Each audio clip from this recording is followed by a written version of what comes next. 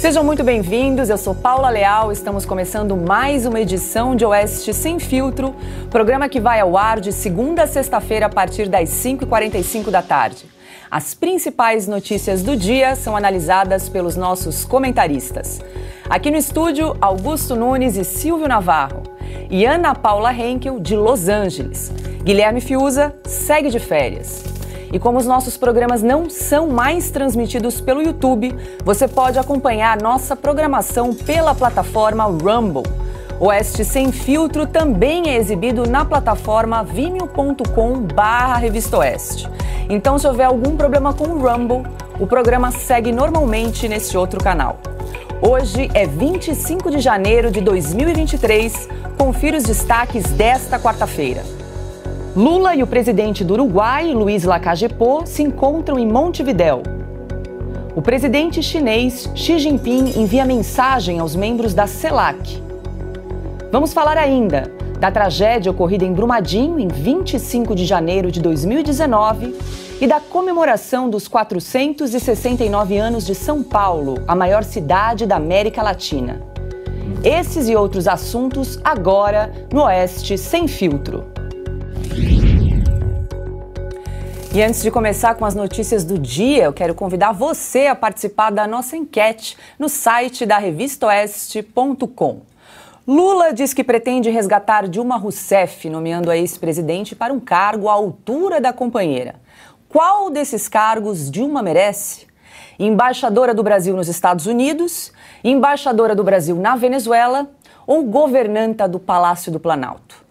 Então, pessoal, entra no site da revistaoeste.com e participe. Você também pode responder a nossa enquete pelo Twitter oficial da Revista Oeste. A votação encerra amanhã, quinta-feira, às 19 horas, e nós vamos divulgar o resultado ao final do programa Oeste Sem Filtro. E vamos agora ao primeiro assunto do dia. Hoje, a tragédia de Brumadinho, em Minas Gerais, completa 4 anos. Em 25 de janeiro de 2019, a barragem da mina Córrego do Feijão, que pertencia à Vale, rompeu, deixando 270 pessoas mortas. 3 continuam desaparecidas. Em 2020, o Ministério Público Estadual denunciou 16 pessoas por homicídios dolosos e crimes ambientais. No ano seguinte, o Superior Tribunal de Justiça concluiu que a competência para julgar o caso era da Justiça Federal. Depois de idas e vindas, ontem, a Justiça Federal em Minas Gerais aceitou a denúncia do Ministério Público Federal contra 16 executivos da Vale e de uma empresa de consultoria. Para começar agora a nossa rodada de análise e comentários aqui no programa Oeste Sem Filtro, quero dar as boas-vindas, boa noite a Silvio Navarro, para a gente relembrar essa tragédia que ocorreu em 2019. O desastre despejou 9,7 milhões de metros cúbicos de lama em poucos segundos sobre terminais de cargas, um refeitório e outras estruturas onde estavam os funcionários da Vale. O tsunami de rejeitos de mineração ainda atingiu uma pousada, áreas de vegetação e animais e o leito do rio Paraopeba. E aí, Silvio, boa noite. Boa noite, Paula Leal. Boa noite, aqui é o meu companheiro de estúdio, meu irmão Augusto Nunes. Boa noite para a querida craque Ana Paula Henkel, nossa camisa 10 aqui do Oeste Sem Filtro. Boa noite, sobretudo, a você que nos acompanha nas tardes da Revista Oeste. Veja, Paula, esse tipo de tragédia é daquelas que marcam o país, que marcam vidas para sempre, que mudam vidas, mas que infelizmente se repetem. A gente acompanhou Brumadinho, assim como a gente acompanhou anos antes, né, a tragédia da Boate Kiss no Rio Grande do Sul, na cidade de Santa Maria, como a gente acompanha tragédias todos os anos. Mariana, bem lembrado aqui pelo Augusto Nunes, como a gente acompanha tragédias similares todos os anos no Rio de Janeiro, na própria Minas Gerais, no sul do país, na Bahia, em São Paulo, na região metropolitana, devido a grandes temporais, a grandes chuvas, quedas de barreiras. E sempre que essas tragédias acontecem, busca-se culpados. Poder público, os próprios moradores, muitas vezes, que estão ali, ocupam áreas de forma irresponsável depois de alertas, mas o fato é esse, elas se repetem. E por que elas se repetem? Por falta de fiscalização, por falta de respeito às leis. Se você for examinar o que aconteceu em Brumadinho, você vai ver que teve a perfuração vertical ali, né, que foi uma espécie de gatilho para o rompimento da barragem, mas que aquela barragem já estava danificada, já havia alerta, já havia uma série de recomendações para que as pessoas também saíssem ali da região. E 1.400 dias depois nós estamos falando desse caso, porque a justiça no Brasil é muito lenta. Eu acho que há outros aspectos até aqui para a gente falar desse caso, mas para eu não me alongar, eu passo aqui a bola para os nossos companheiros de mesa. Paulo. Ainda nesse assunto, no próximo mês, o acordo de 37,6 bilhões de reais firmados entre o governo de Minas, a Vale e as instituições de justiça para a reparação dos danos causados pelo rompimento da barragem de Brumadinho completa 2 anos. Até o momento, cerca de 23,6 bilhões de reais foram desembolsados pela empresa em valores corrigidos pela inflação, o que equivale a 58% do total. Boa noite, Ana Paula Henkel, uma tragédia que a gente está relembrando aqui, 4º ano, né? E a sensação é de impunidade, né, desses familiares que perderam, dessas pessoas que perderam familiares aí nessa tragédia, lembrando que os culpados, depois de 4 anos, ainda não foram responsabilizados. Boa noite, Paula. Boa noite, craque Silvio Navarro, meu mestre Augusto Nunes, e muito boa noite à nossa audiência maravilhosa. O descaso, o problema é que repete, né?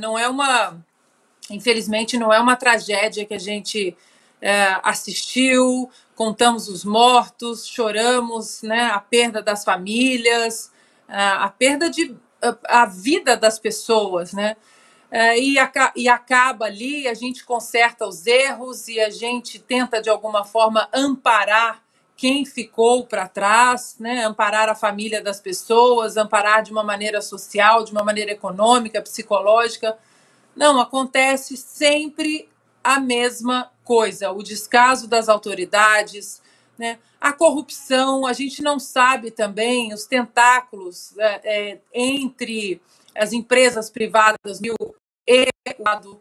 Nós sabemos muito bem que o presidente Rodrigo Pacheco, a empresa de advocacia dele, né, o escritório de advocacia dele, ele defende ali alguns termos, alguns processos em relação ao processo de Mariana, à tragédia de Mariana, e isso está parado, engavetado, exatamente nas mesas dos Supremos, né, dos ministros do Supremo Tribunal Federal. Eu tenho um grande amor pela região serrana de Petrópolis, né, pela região serrana do Rio, e ali em Petrópolis, Paula, todo ano é a mesma coisa, na época das chuvas é a mesma coisa, desce barragem, montanha que não tem o devido...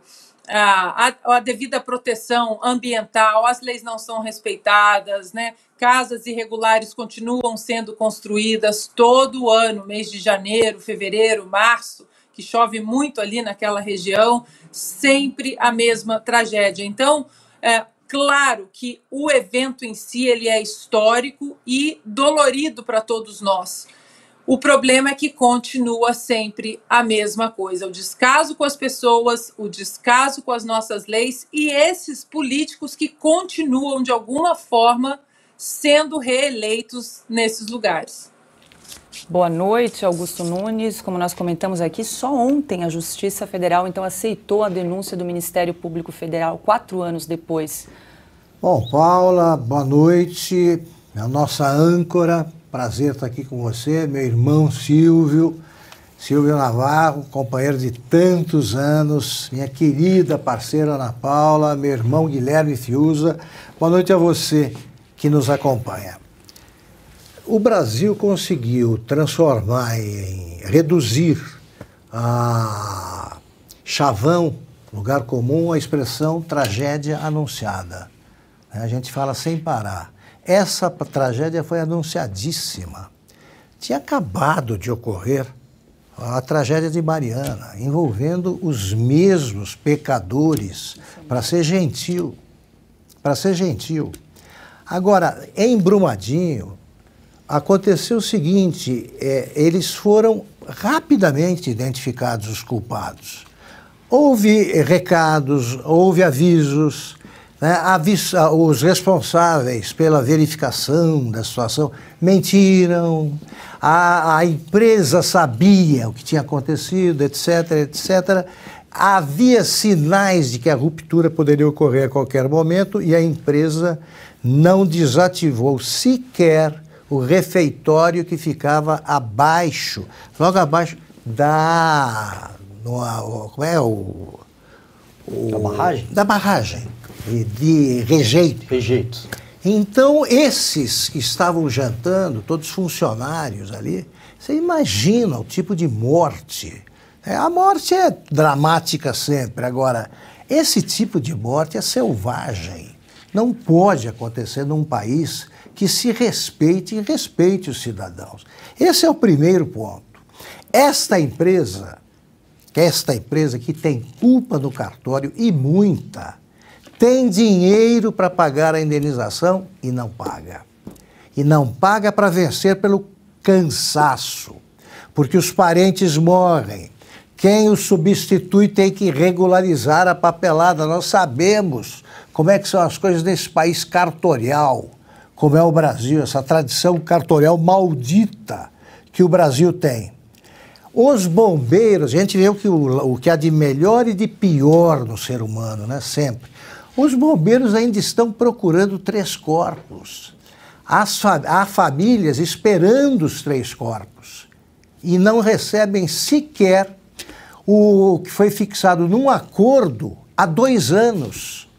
Pagaram uma parte, isso aqui é 37 bilhões e eles pagaram cerca de 23. A Vale tem problema, não tem dinheiro para pagar, mas os diretores recebem a sua fortuna anual regularmente. Ali ninguém mexe. As agências reguladoras continuam trabalhando de forma precária. Há 35 funcionários nessa agência que deveria cuidar das represas, quando no mínimo deveria haver 53. Então há mais locais ameaçados e teremos mais tragédias. E a justiça vai funcionando como funciona normalmente, a menos que entrem interesses em fazer valer a injustiça rapidamente. Se isto aqui fizesse parte do inquérito das fake news, estaria resolvido. As multas são impostas assim, 70 mil por hora e tem que pagar até amanhã. Aí é rápido. Aqui, um tribunal passa meses discutindo para saber se vai julgar aquilo. Pois tem alguma dúvida? Os culpados são as vítimas. Os que morreram são culpados. Eles é que têm que pagar. Alguma dúvida sobre a culpa da empresa? Os advogados sabem disso, como no caso de Mariana. Está aí o escritório do nosso Rodrigo Pacheco. Ele está lá.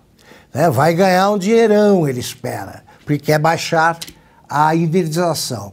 E aqui nós estamos esperando há 4 anos e temos de registrar esse fato vergonhoso mais uma vez. Quer complementar, Silvio? Eu queria endossar o que o Augusto acabou de dizer, porque em casos como esses, envolvendo grandes empresas, grandes figuras, o réu escolhe por quem quer ser julgado. Então, essa protelação judicial, ela é proposital, conta com a conivência, muitas vezes, do próprio judiciário, para que justamente as multas demorem muito a ser pagas, as indenizações a serem acertadas e o caso permanece em aberto, de modo que as penas muitas vezes prescrevem.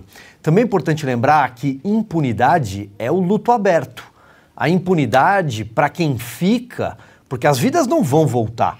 Quem perdeu pessoas em tragédias como essa vão levar essa marca para sempre. Mas a impunidade é o luto aberto, porque a punição, muitas vezes, ela ajuda a pacificar a dor. E aí eu queria trazer só um detalhe, Paula, porque a gente fala muito, quando trata de casos como esses, de, por exemplo, bacia de contenção, feitas, construídas, obras posteriores para que a tragédia não se repita no mesmo lugar, porque em outros lugares elas permanecem e continuam acontecendo. Mas eu estava aqui procurando um detalhe, por exemplo, que é a questão da estação de captação de água, para quem ainda vive ali, teve danos ambientais. E aí acabei passando aqui pelo projeto assinado em 2019, com o Ministério Público chancelando, da construção de uma nova estação de captação de água do rio Parauapebas. A entrega deveria ter acontecido em setembro de 2020. Não aconteceu até hoje, tá? Nada aconteceu. E já tem aditivos sendo assinados, ou seja, dinheiro voando, para que isso comece a acontecer em 2023, a partir do mês que vem. Ora, né? Ora. As imagens são impressionantes que a gente estava mostrando aqui dessa tragédia. Agora, 18h02, a direção do Telegram contestou a decisão de Alexandre de Moraes de bloquear o canal do deputado federal eleito Nicolas Ferreira. Em ofício enviado ao ministro do STF, os advogados do aplicativo afirmaram que muitas determinações da corte são feitas com fundamentação genérica e de forma desproporcional.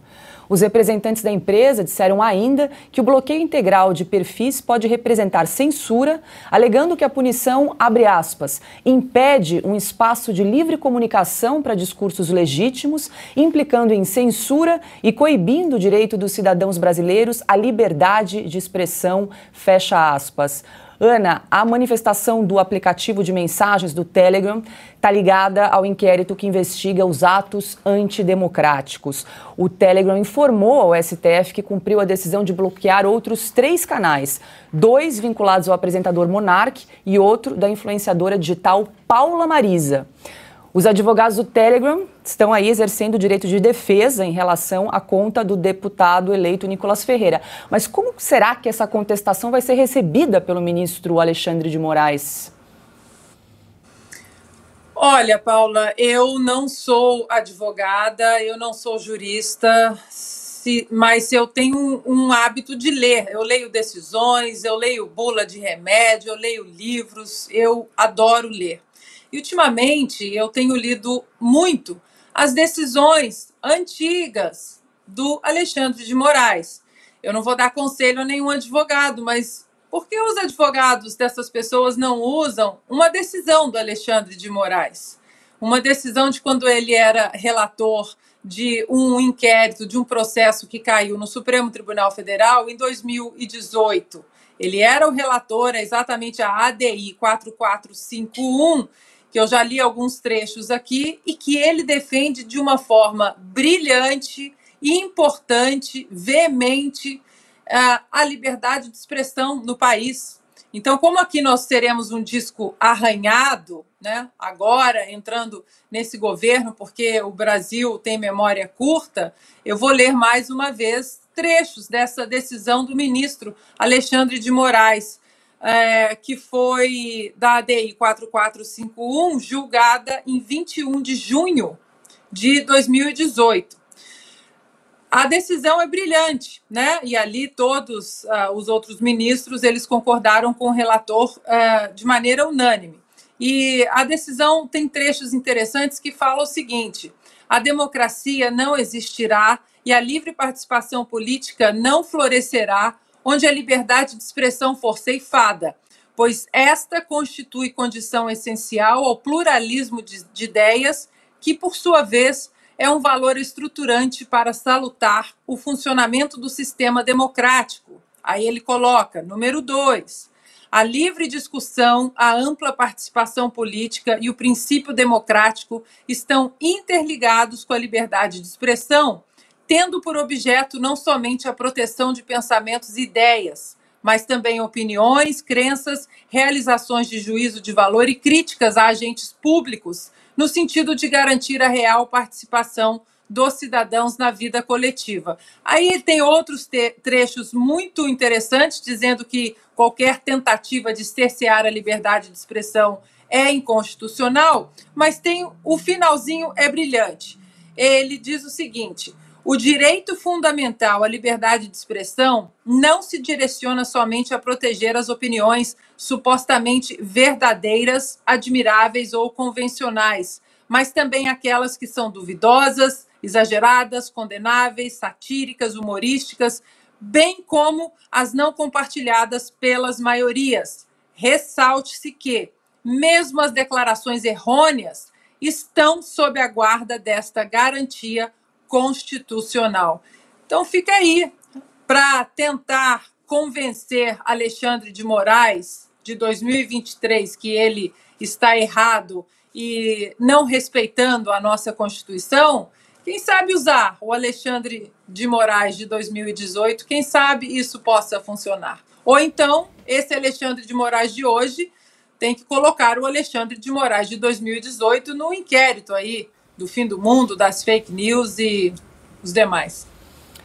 E aí, Augusto, o Telegram cumpriu a decisão de bloquear os perfis do Monark e da influenciadora Paula Marisa, mas em relação ao deputado eleito Nicolas Ferreira, a direção do Telegram tem contestado aí a decisão do ministro Alexandre de Moraes. Paula, o Brasil anda tão estranho que vira notícia o que não poderia acontecer e causa surpresa o comportamento normal.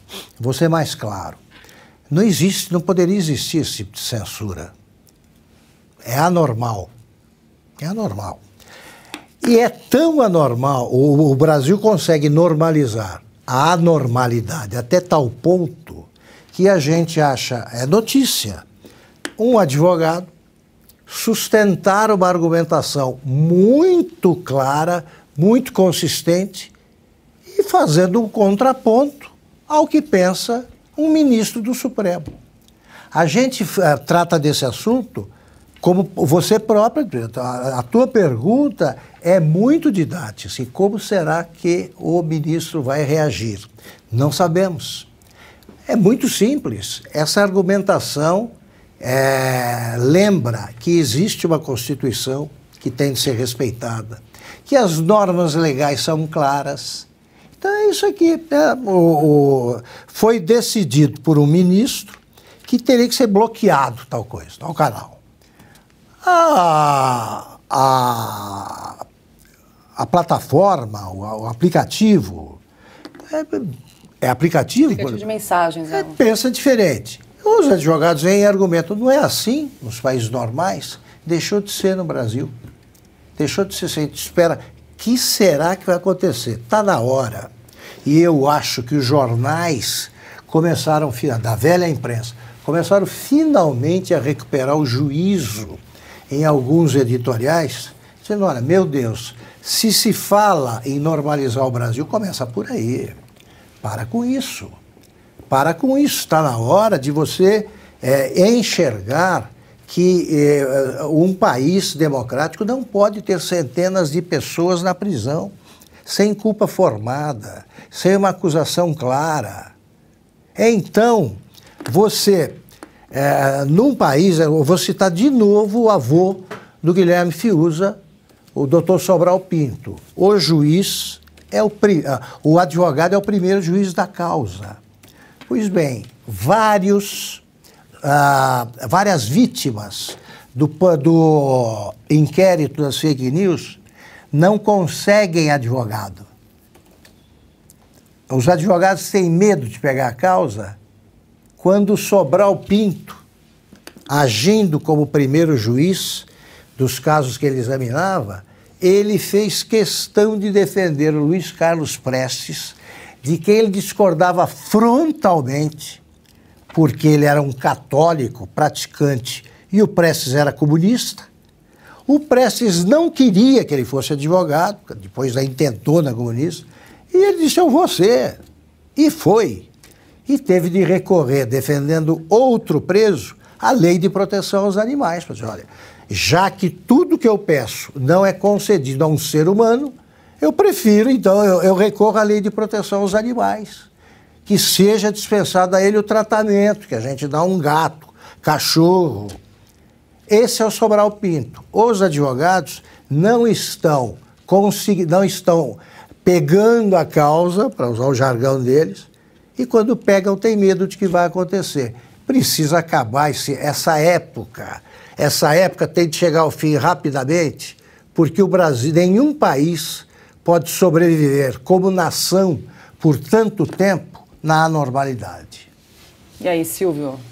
Um breve comentário, Paula, porque eu acho que o Augusto foi definitivo nesse aspecto, mas veja, autoritarismo cirúrgico, como foi classificado, né, lá atrás, as decisões do ministro Alexandre de Moraes, ele pode custar caro ao longo da história, porque você muitas vezes mata o paciente pelo excesso do remédio. Não se pode defender a democracia com cerceamento de liberdade, sufocando liberdade. E eu só queria dizer uma coisa, o Augusto citou aqui alguns, inclusive, veículos da velha imprensa que teriam já acordado para determinadas coisas, mas há um aspecto interessante.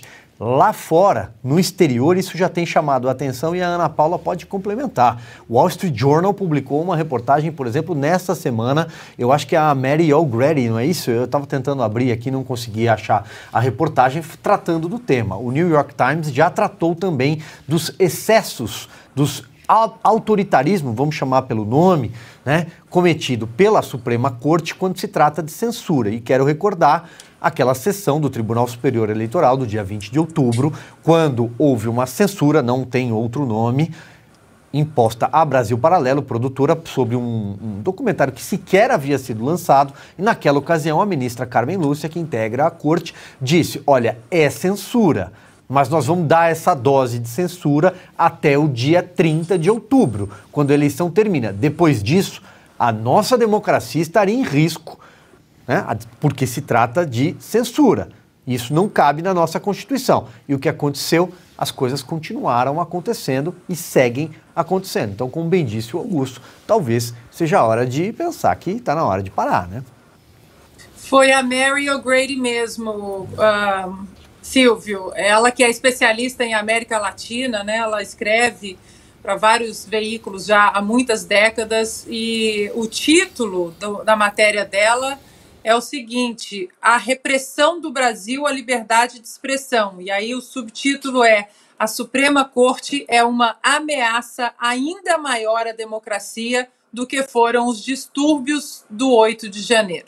E tem também não só o New York Times, Silvio, como você mencionou, mas o The Epoch Times também já fez, acho que se eu não me engano, 2 editoriais falando do perigo, né, que o desrespeito à Constituição no Brasil, o que isso pode causar à nossa democracia.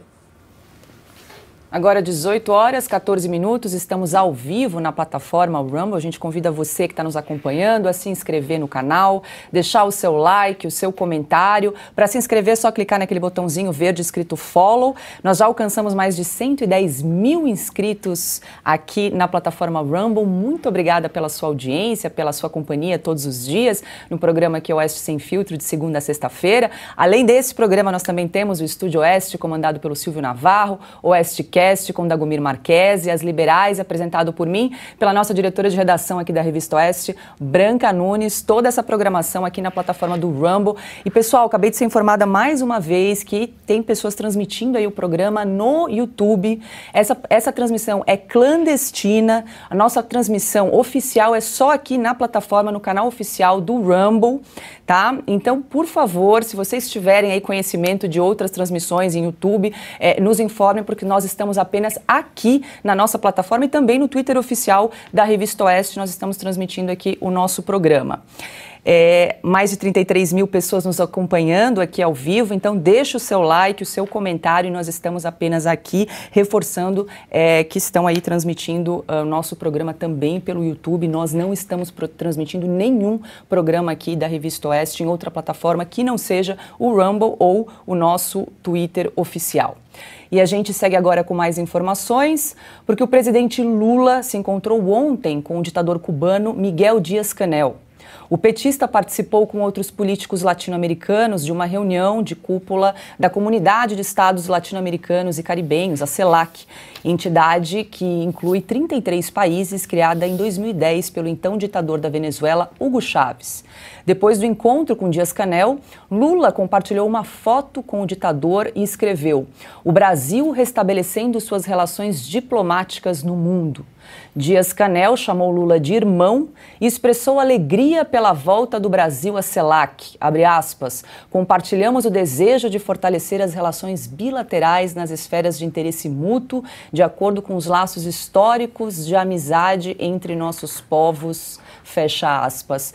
Ana, Lula resgatando aí relações diplomáticas com ditadores que não respeitam a democracia nem as instituições, né? Que tipo de acordos a gente pode esperar dessas parcerias? Mas, Paula, antes de dar essa notícia, nós consultamos o TSE/STF? Nós já podemos falar das relações do Lula com ditadores ou ainda não? Está liberada. Sem filtro aqui, microfones abertos. Está liberado, né? Pois é. Nós não pudemos...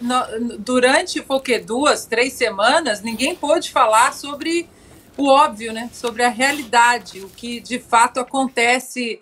O que eu acho que não é nem o que acontece, é parte do DNA petista, que é exatamente esse tipo de relação com o ditador cubano, ditador africano, ditador da Nicarágua. Aliás, o ditador da Nicarágua que continua perseguindo cristãos, Daniel Ortega continua perseguindo cristãos na Nicarágua, e o vice do Lula, Geraldo Alckmin, que se diz contra o aborto, que se diz cristão, católico, apostólico romano, até hoje não abriu a boca para condenar a atitude do amigo do Lula. E aí, Silvio, que tipo de acordo a gente pode esperar aí dessas parcerias? Bom, os piores possíveis. Agora, veja, Paula, eu acho que a gente tem que devolver, e é nosso dever repassar, né, para quem nos faz companhia, quem nos assiste aqui às tardes da Revista Oeste, números, dados e informações, né? Primeiro que essa CELAC, como a gente já bem disse ontem aqui, nada mais é do que uma reunião ali, um ajuntamento de líderes de partidos falidos, a maioria na América Latina, pedindo dinheiro do BNDES. É disso que se trata e ponto. De 1998 até 2019, o BNDES forneceu 11 bilhões de dólares em linhas de crédito e contratos, praticamente todos para países aqui da América do Sul. Foram 15 países, tem alguns casos na África, Angola e Moçambique, mas quase todos por aqui, quase todos esses contratos feitos nos governos. Lula 1, Lula 2 e Dilma Rousseff. No caso de Cuba, Cuba deve 1 bilhão para o Brasil, tá? E esse contrato do tal do Porto de Mariel, todo mundo se lembra, é só procurar no Google imagens da senhora Dilma Rousseff com o Raul Castro ali, sorridentes, cortando a fita do Porto de Cuba, que o Brasil não tem, o Brasil não recebeu dinheiro nas mesmas condições, na mesma taxa de juros de 4%, por exemplo, do BNDES para os portos nossos, tá? Todo mundo encontra essa imagem, a garantia foram charutos. Leio aqui a cláusula. Fluxos internos de recebíveis gerados pela indústria de tabaco. É um documento da Câmara de Comércio Exterior assinado na época. Venezuela, vamos lá. Venezuela se trata de 1,5 bilhão de dólares destinados ao metrô de Caracas. Belo Horizonte não tem esse dinheiro para o seu metrô, como bem lembrou o governador Romeu Zema na eleição durante a campanha do ano passado. Tem também dinheiro para uma usina siderúrgica de Simão Bolívar, assinado ainda por Hugo Chávez. Temos aí o gasoduto, 820 milhões de dólares para a Argentina. Segundo o senhor Fernando Haddad, nós vamos trocar a compra, né, de gás boliviano pelo gás argentino. Esses dutos seriam feitos por empresas brasileiras. Primeiro, elas vão ter que vencer uma concorrência com a China. Então a gente já imagina quem são as empresas que vão entrar nesse processo de licitação. Segundo, esse gás que parte do oeste da Patagônia, a extração dele é absolutamente problemática. Tem problemas ambientais. Ali tem povos indígenas, ali tem povos originários, os mapuches. Mas esses povos originários não têm problema para o PT, para o Lula. Esses índios podem ser afetados pela contaminação da água, do ar. Então, Paula, veja, para eu não me alongar aqui, eu poderia falar da República Dominicana, outros contratos com a Argentina, Costa Rica, Equador, porque bons pagadores do BNDES só o Paraguai e o Uruguai. Poderia falar até lá fora, Moçambique, por exemplo, que deve dinheiro do Aeroporto Internacional de Moçambique. Dá para falar horas aqui sobre a caixa preta do BNDES, sobre os 11 bilhões de dólares que um relatório da Câmara dos Deputados, do Congresso Nacional, de uma CPI, em 2019, indicou que por onde Lula passava, nas suas 140 viagens internacionais, praticamente metade, né? Metade de tudo que ele viajou nos 2 mandatos, né? Depois apareciam contratos do BNDES para obras, maioria da Odebrecht, também da Andrade Gutierrez. Onde ele passava, saía um contrato. E o Brasil tomava calote. Então, o que aconteceu com esse relatório? Nada. Quem foi denunciado? Ninguém. Aonde essas informações apareceram no atacado? Na delação de Antônio Palocci, feita na Lava Jato. O que aconteceu com a delação de Antônio Palocci? Picadinho. Nada. Não vale mais nada. Foi anulada pelo Supremo Tribunal Federal. Ponto. Bem lembrado, Silvio. Nós vamos comentar sobre os empréstimos do BNDES aqui no programa logo mais. E Lula se encontrou hoje com o presidente do Uruguai, Luiz Lacalle Pou, em Montevidéu. Enquanto Lula prefere se distanciar dos países desenvolvidos e ficar mais próximo de seus aliados políticos, Lacalle Pou criticou a presença na CELAC de países que não respeitam as liberdades democráticas. O líder do Uruguai não quer ficar refém do Mercosul e busca acordos bilaterais com outras nações, como a China. Essa postura é criticada pelo Brasil e pela Argentina. Em discurso, Lula voltou a falar da fome no Brasil e criticou os governos anteriores. O Brasil não tinha mais fome quando eu deixei a presidência da República. Brasil já não tinha mais hambre, não padecia hambre quando deixei a presidência. E hoje tem 33 milhões de pessoas passando fome. E hoje temos 33 milhões de pessoas que padecem. Significa que quase tudo que nós fizemos de benefício social no meu país. Isso significa que quase todo o que hicimos em termos beneficiosos sociais para nosso país, em 13 anos de governo, durante 13 anos de governo, foi destruído em 6 anos. Se destruiu em 6 anos. Ou melhor, em 7 anos. 3 7 anos. Do golpista Michel Temer. 3 do golpista Michel Temer. E 4 do governo Bolsonaro. O ex-presidente Michel Temer respondeu a Lula pelo Twitter. Disse o seguinte, abre aspas, o presidente Luiz Inácio Lula da Silva parece insistir em manter os pés no palanque e os olhos no retrovisor, agora tentando reescrever a história por meio de narrativas ideológicas. Recomendo ao presidente Lula que governe olhando para frente, defendendo a verdade, praticando a harmonia e pregando a paz. Esse tweet é do Michel Temer. Hoje, agora, Augusto, às 4h34 da tarde, ele tweetou. Perfeito. Todo mundo é o Temer. Temos de reconhecer que no governo Temer começaram as reformas, começaram a ser esboçadas, algumas avançaram bastante, as reformas que só beneficiaram o Brasil. A reforma da Previdência começou a nascer com o Temer. O presidente Temer, se não tivesse enfrentado problemas políticos criados e estimulados pelos irmãos Joesley, Wesley, esses Esleys, todos, se ele não tivesse surgido aquele problema, o presidente Temer avançaria ainda mais em reformas que o presidente Lula pretende detonar. Ele não gosta de nenhuma mudança, ainda jamais vai olhar para o futuro, porque ele é um prisioneiro de ideias do passado. Do passado. Eles estão parados num país que não existe e olha que o tempo passou. Ele está falando ainda que não havia pobres no governo dele. Então eu não entendo de onde vieram os pobres que eu continuei a ver. Na época eu falava para os caras, vem cá, nas esquinas que eu percorro, nos cruzamentos por onde eu passo, eu estou vendo pobre. Eu sou louco Tá? Ou eles continuam existindo? Ele fala como se não existissem pobres no Brasil. Eles só surgiram com o presidente Temer e com o presidente Bolsonaro. Agora tem o seguinte, estamos punindo fake news, tá? Alguém está mentindo. O Lula diz que são 33 milhões de pessoas que passam fome no Brasil. Ao mesmo tempo, a Marina Silva diz que são 120. Qual é que está cometendo aí? Quem é que está espalhando a mentira que deve ser punida? Alguém, os dois, né? Os dois estão fazendo isso. Eles não têm o menor compromisso com a verdade. Nenhum. Ele nunca acabou com fome nenhum. Fome zero durou quanto tempo, Silvio? Nada. Nada. Nada. E ele ganhou muito dinheiro fazendo palestras em que ele dizia que ele ensinava a acabar com a fome no mundo. Quer dizer, é o tipo do demagogo, do cínico, que acha que vai conseguir mentir a vida inteira impunemente.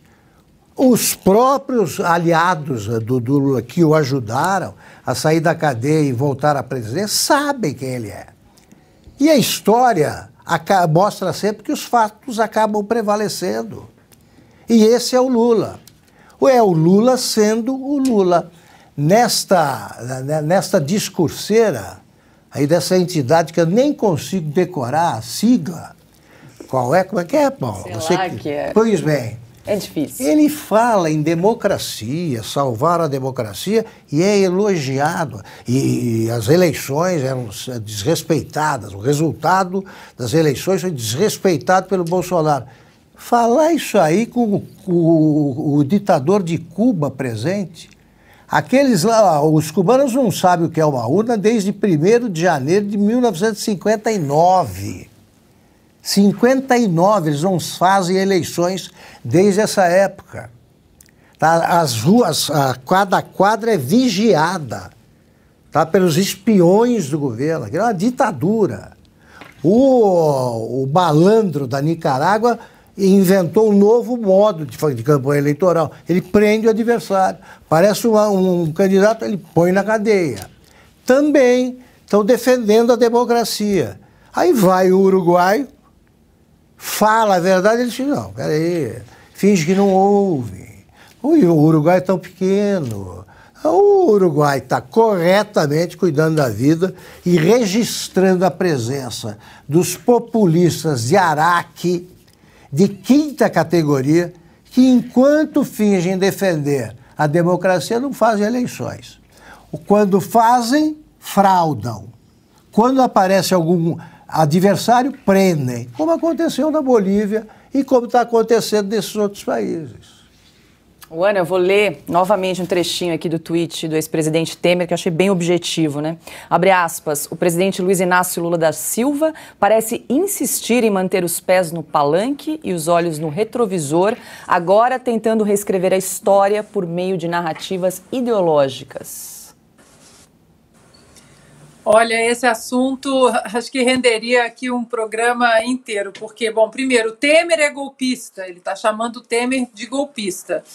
Então, vamos puxar um fio aqui. Se o Temer é golpista, o Geraldo Alckmin também é golpista, o vice do Lula, porque o Geraldo Alckmin apoiou o impeachment da Dilma. Se o Temer é golpista e ele indicou Alexandre de Moraes ao Supremo Tribunal Federal, quer dizer que a indicação do Alexandre de Moraes é uma indicação golpista? É antidemocrática? Não vale? Como é que fica esse questionamento, senhor presidente? O Lula dizer que houve golpe, isso não é um ataque às instituições, engraçado, mas se o Bolsonaro questiona a lisura do processo eleitoral ou qualquer outro assunto que ele tentou questionar nos últimos 4 anos, aí era um ataque às instituições. Qualquer crítica pontual do presidente Bolsonaro a ações de ministros do Supremo Tribunal Federal, ações inconstitucionais, diga-se de passagem, virava um grande ataque às instituições. E aí eu pergunto, e se o Temer chegasse agora no Supremo Tribunal Federal e falasse, olha, isso aqui é um ataque às instituições, o Lula, o atual presidente, está dizendo que o STF é ilegítimo. Então, o STF que promoveu um golpe na Dilma, aí ele é ilegítimo, mas para soltar o Lula, aí ele é legítimo. Porque, na verdade, Paula, o que foi golpe foi deixar a Dilma com os direitos políticos que ela não deveria ter continuado com eles, né, de acordo com a nossa Constituição, lá o artigo 52. Então, fica esse questionamento aí agora para o próprio STF, para o ministro Alexandre de Moraes. O ministro Alexandre de Moraes é legítimo, porque se ele foi indicado por um presidente golpista, se é golpista, é um presidente que promoveu um golpe e ascendeu à presidência da República de forma ilegítima. Então, tudo que vem depois é ilegítimo. É isso? Esses questionamentos a gente precisa fazer, né, para a gente entender melhor aí a colocação do presidente Lula. E, para finalizar, Paula, o Lula disse que são 30 milhões de famintos, mas o que aconteceu com os 120 milhões de famintos da ministra do Meio Ambiente dele, Marina Silva, lá no discurso dela? Não eram 120 milhões? Eu vou pedir para a produção para a gente acompanhar um trechinho do discurso do presidente uruguaio Lacalle Pou, hoje em Montevidéu. Y resumo algo que a veces parece contrapuesto o contradictorio. Nosotros pertenecemos al Mercosur y tenemos esa vocación incambiada. Moderno, flexible y abierto al mundo. Bom, também nós vamos criar uma equipe técnica entre o Uruguai e o Brasil, mais outros países que também estejam interessados, para avaliar o que nós queremos e o que nós precisamos no nosso relacionamento com a China. Nós sabemos que o Brasil tem um peso econômico e demográfico muito importante, e eu não tenho problema nenhum em admitir isso aqui frente ao presidente e a todos vocês. E o Uruguai vai avançar nas suas negociações com a China como até agora. O Brasil pode, paralelamente, fazer o seu caminho, e após isso nós vamos compartilhar tudo o que foi negociado, e o Uruguai pode se ajustar ao que o Brasil propor, sendo o Brasil que pode dizer o que conseguiram negociar com a China. E, para resumir, o Mercosul que nós queremos precisa ser um Mercosul moderno, flexível e aberto. E aí, Silvio? Lacalle Pou vai na contramão aí do Lula, abrindo o mercado, né? Ele quer abrir o Mercosul, palavras dele, né? Um Mercosul aberto ao mundo.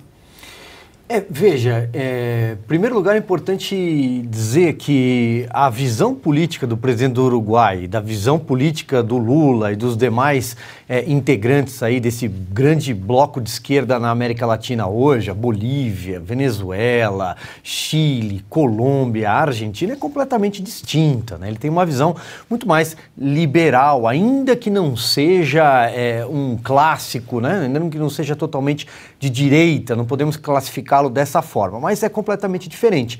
E o que ele entende é que ele deve buscar relações bilaterais e não ficar preso dentro de um bloco fadado ao fracasso. A gente ainda não sabe por que o Mercosul ainda não acabou de vez, porque o Mercosul nunca funcionou, jamais funcionou. Então, o presidente uruguaio, que inclusive entende que o Uruguai é um país, embora a economia esteja arrumada, é um país que não tem uma indústria do tamanho da indústria brasileira, não tem como competir sequer com a Argentina. Então ele entende o tamanho dele, entende que as contas estão no lugar e quer manter a ordem, quer buscar relações bilaterais e não ajudar países vizinhos que, como eu disse, estão falidos. Falei aqui no comentário anterior. É disso que se trata, Paula. O presidente uruguaio, você vê também, né, Paula, nessas imagens é possível observar um nítido desconforto no semblante do presidente Lula, ao lado ali do presidente do Uruguai, em comparação aos sorrisos, os afagos, quando estava ao lado do Alberto Fernandes, ou quando ele cumprimenta o líder cubano, ou quando ele está ao lado do Evo Morales, do grupo do Evo Morales na Bolívia. Então é nítida a diferença entre os dois, sobre o que um pensa e o que o outro pensa. Por isso que o Uruguai vai seguindo aí uma trilha positiva de crescimento e o Brasil também vinha bem, mas o futuro que a gente vislumbra, infelizmente, não é tão promissor. Augusto, vou reproduzir aqui um trechinho da fala do presidente do Uruguai, Luiz Lacalle Pou. Abre aspas, o Uruguai vai avançar nas negociações com a China como tem feito até agora. O Brasil pode, paralelamente, fazer seu caminho. Depois disso, vamos compartilhar tudo o que foi negociado.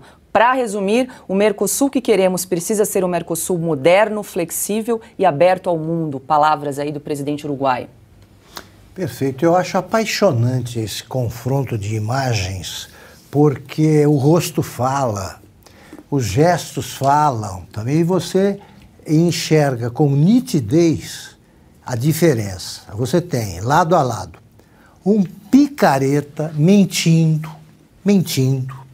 até jogando dados ilusórios, inventando problemas, culpando os outros, e você tem a centímetros de distância um homem tranquilo, porque é um governante disposto a fazer o melhor para o seu país. Qualquer diplomata, estagiário, sabe que a política externa de um país é determinada pelos interesses nacionais. O Brasil, o Lula, nunca soube disso. Ele faz da política externa brasileira, que é a política externa da canalice, a que ele adotou nos 8 anos de governo, ele é um instrumento de afirmação do PT, é para enganar os idiotas aí, que acham que há alguma ideologia na cabeça do Lula, e é para fazer esse tipo de numerito que é desmontado por um homem que fala, olha aqui, pertenço ao Mercosul, vou cumprir a tudo que foi combinado, agora quero sim fazer negócio com outros países, quero acordos bilaterais. Os acordos serão, eu vou expor a vocês, se vocês quiserem, se interessarem, vocês entram nessa. O que o Brasil procurou fazer, vem procurando fazer. O Mercosul é uma piada se você limitar o Mercosul a 3 países, e, sobretudo, com 2 deles dirigidos por 2 demagogos de 5ª categoria. Diante desse discurso altivo do presidente do Uruguai, vocês viram o que disse o Fernandes, que não consegue ser presidente porque tem a Cristina Kirchner que só para de mandar quando vai presa, tem que ir para o tribunal. Ele disse assim, o Brasil e a Argentina tem de cuidar do Uruguai, porque é um país menor e tal. Olha a arrogância. E ele respondeu na lata, não precisa de tutor, não. Ele sabe o que fazer e é um democrata, ele tem ideias na cabeça. O Lula somente, ele conta a verdade. Agora, o Lula foi para Montevidéu, achando que vai ouvir outro discurso, vai ouvir isso. É isso que ele teme, ele só se sente à vontade com os seus iguais, que são os estadistas de picadeiro, que se reúnem nessas inutilidades, aí que só serve para que o Brasil use o dinheiro do BNDES para financiar obras que são onde haja as gazuas dos sócios que ele tem, gastando o nosso dinheiro e roubando também o povo de outros países. Isso, simples assim. Estamos ao vivo aqui na plataforma Rumble, mais de 42 mil pessoas nos acompanhando ao vivo. A gente convida você a participar, se inscrever no nosso canal, deixar o seu like, o seu comentário. E quero chamar você também para participar da nossa enquete no site da revistaoeste.com. Lula diz que pretende resgatar Dilma Rousseff, nomeando a ex-presidente para um cargo à altura da companheira. Qual desses cargos Dilma merece? Embaixadora do Brasil nos Estados Unidos, embaixadora do Brasil na Venezuela ou governanta do Palácio do Planalto? Então, pessoal, é só entrar no site revistaoeste.com para participar, e você também pode responder a nossa enquete pelo Twitter oficial da Revista Oeste. A votação encerra amanhã, quinta-feira, às 19 horas. A gente vai dar o resultado ao final do programa. Vai ser interessante aí esse resultado. Estou curiosa. Agora, 18 horas e 40 minutos, o ditador... Desculpa, eu não quero interferir, não, No que, na enquete? No resultado da enquete. Mas você já tem palpite? Registrar... Tem palpite, Augusto? Não, devo registrar... Não, tenho, mas isso aí eu guardo segredo. Eu devo registrar que ela está preparada para os 3, porque ela fez passeios bonitos, muito informativos, né, com jornalistas, pelo Palácio da Alvorada, e como sabemos, ela tem o inglês, o Dilmês se adapta perfeitamente ao inglês, né, e a outros idiomas. Então ela está preparada. Está apta para qualquer um dos cargos. Está apta para os 3. Ela vai ser tão boa, tão eficaz nesse caso, como ela foi como presidente. Augusto, você que é o nosso grande protetor aí da nossa lindíssima língua portuguesa, se eles criarem mais um ministério para Dilma, ela vai ser chamada de ministra ou ministre? Ministre. Eu, por exemplo, acho que deveria ser criado mais um ministério, é o Ministério das Boas Maneiras, né? E a Dilma seria uma boa ministre nesse campo. Ela é muito refinada, né? Bom, pessoal, então corre lá para participar da nossa enquete. O resultado amanhã, ao término do programa aqui, Oeste Sem Filtro. O ditador chinês Xi Jinping enviou uma mensagem gravada à CELAC. O encontro foi realizado ontem em Buenos Aires, com a presença de vários líderes esquerdistas. Segundo Xi Jinping, um número crescente de países da região estabeleceu ou restabeleceu relações diplomáticas com a China e tem relações comerciais e bilaterais com o gigante asiático. Xi Jinping prometeu trabalhar em parceria na construção da comunidade China, América Latina e Caribe com um futuro compartilhado. Ana, Xi Jinping está aproveitando esse quadro político atual aí para tentar fortalecer uma guerra fria contra os Estados Unidos, aproveitando essa América Latina, essa América do Sul, que está ficando cada vez mais vermelha aqui, né? O problema não é só a América do Sul ficando só vermelha, né? O problema é que Donald Trump saiu da Casa Branca e por mais, né, que aqui podemos fazer as críticas pontuais ao estilo, né, turrão ali do Donald Trump, mas ele, de uma certa forma, ele sempre se colocava como um líder que não deixaria a China avançar sobre o Ocidente, sobre os Estados Unidos, né, e de uma certa forma ficaram todos ali muito, muito calmos, né, nos seus lugares. O Xi Jinping, o próprio Vladimir Putin, tanto que Putin declarou a guerra à Ucrânia imediatamente a entrada do Joe Biden na Casa Branca. Então, eu acho que o contexto geopolítico é perigoso, Paula, não apenas pela América Latina, pelo Foro de São Paulo.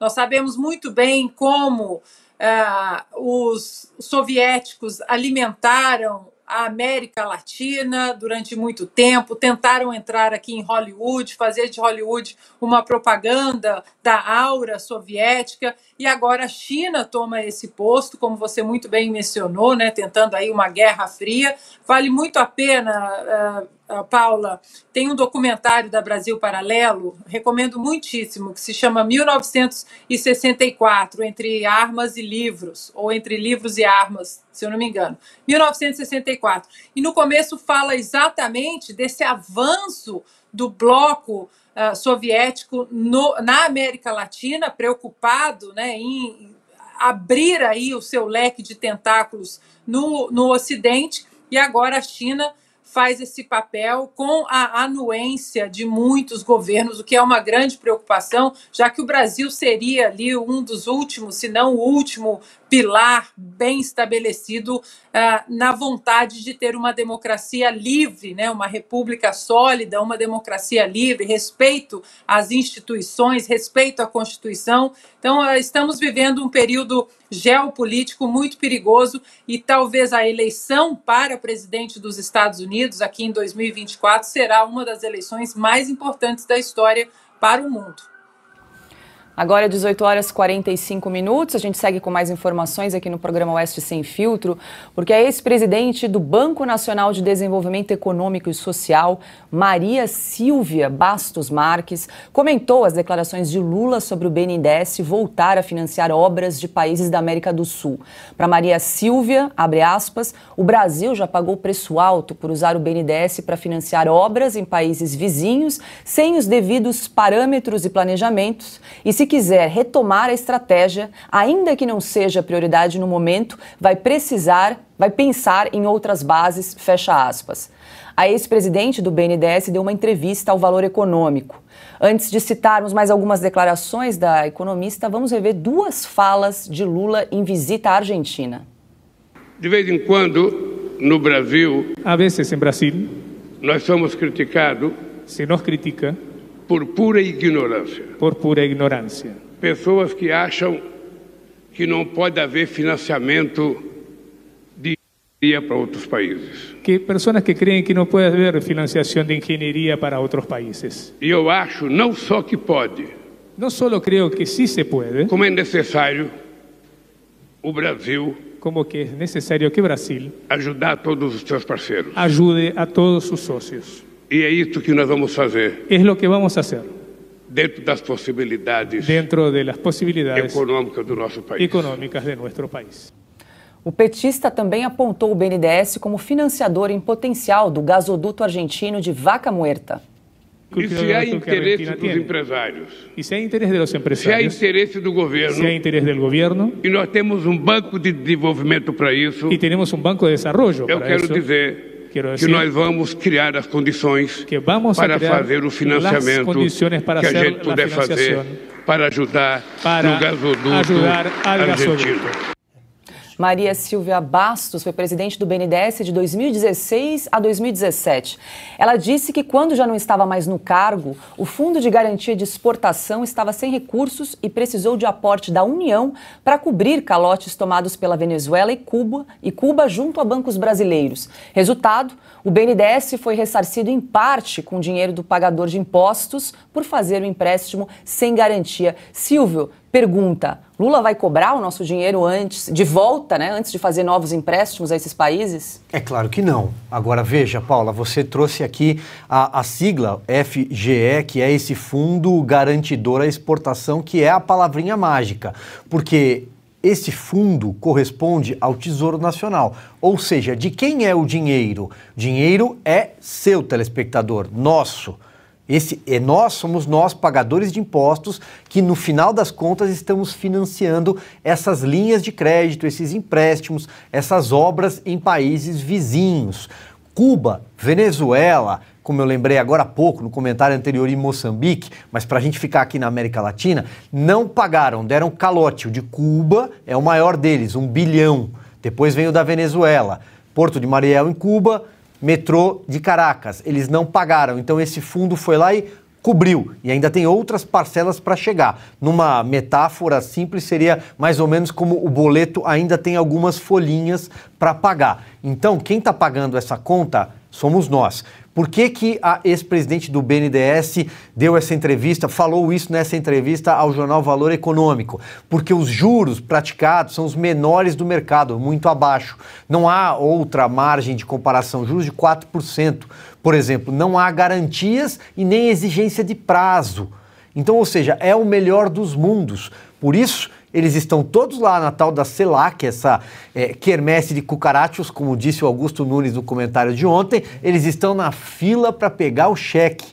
Na fila, BNDES, me dê dinheiro. Vamos voltar 20 anos na história, quando começou o primeiro governo Lula, em janeiro de 2003. Vamos voltar 20 anos e restabelecer aquela parceria bacana, de pai para filho, Quando o filho vai e pede o dinheiro para o pai, não devolve o dinheiro emprestado, o pai fala, tudo bem, não tem problema, meu filho, pode ficar por isso mesmo.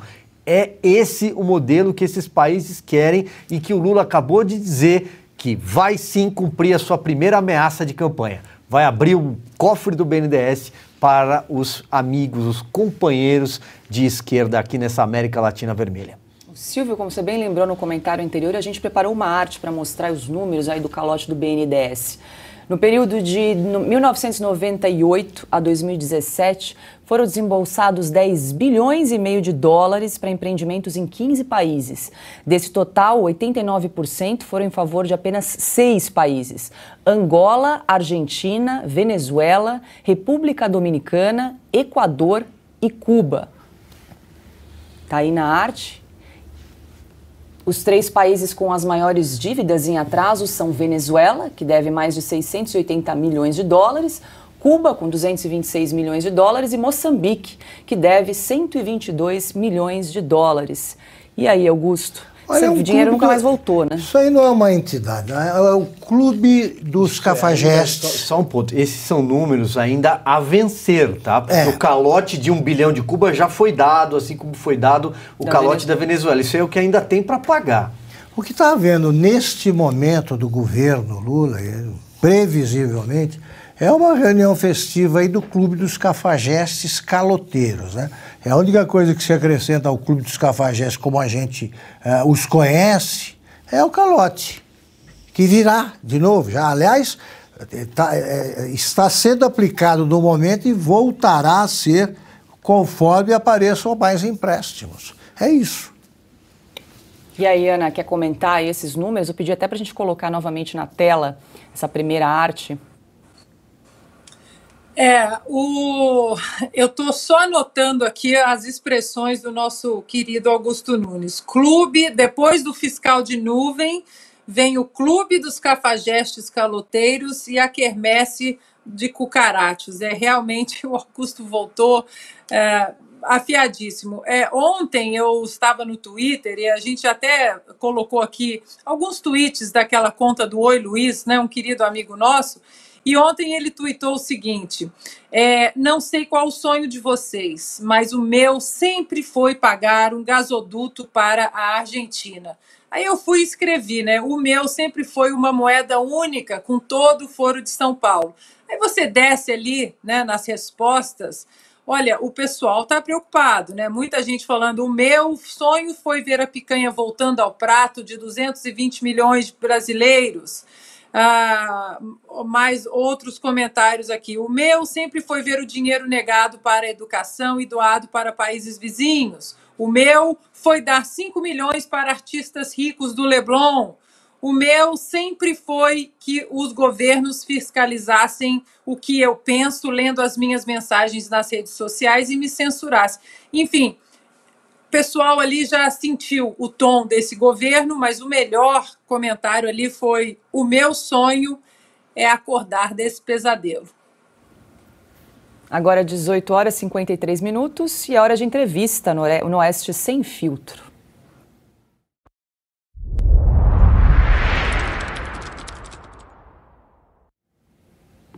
E para comentar as últimas declarações do presidente Lula em relação a empréstimos pelo BNDES, nós vamos conversar com o economista-chefe da Sara Invest, Alan Gani. Alan, muito boa noite. Você me ouve bem? Boa noite, Paulo. Ouço super bem. Boa noite, Paula. É um prazer falar com vocês. Seja bem-vindo mais uma vez aqui ao programa Oeste Sem Filtro. Bom, acho que você estava acompanhando aí a nossa discussão em relação ao BNDES. Eu quero te perguntar em relação aos impactos econômicos na economia do Brasil, né, do uso do dinheiro do BNDES para financiar obras em outros países sem critérios objetivos e sem rigor na cobrança desses empréstimos, né? Perfeito, Paula.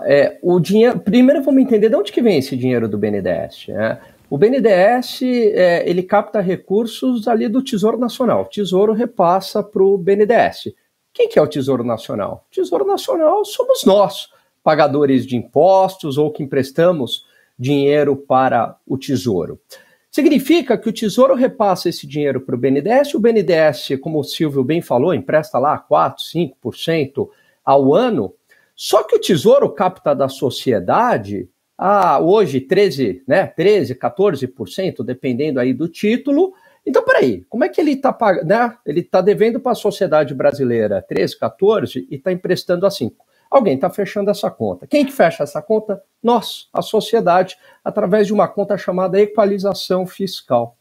Então, esse empréstimo a taxas de juros muito baixas, subsidiadas, paga com o nosso dinheiro por meio de impostos. E fica numa conta ali difícil de achar no Tesouro, mas afeta as contas públicas. E isso é muito ruim, porque a gente está numa situação fiscal que não é das melhores. Avançamos muito pelo estrago que foi feito, né, no governo Dilma, né, e que começou no segundo mandato do governo Lula. Demorou muito tempo para colocar as contas fiscais em ordem. E a gente estava numa trajetória descendente.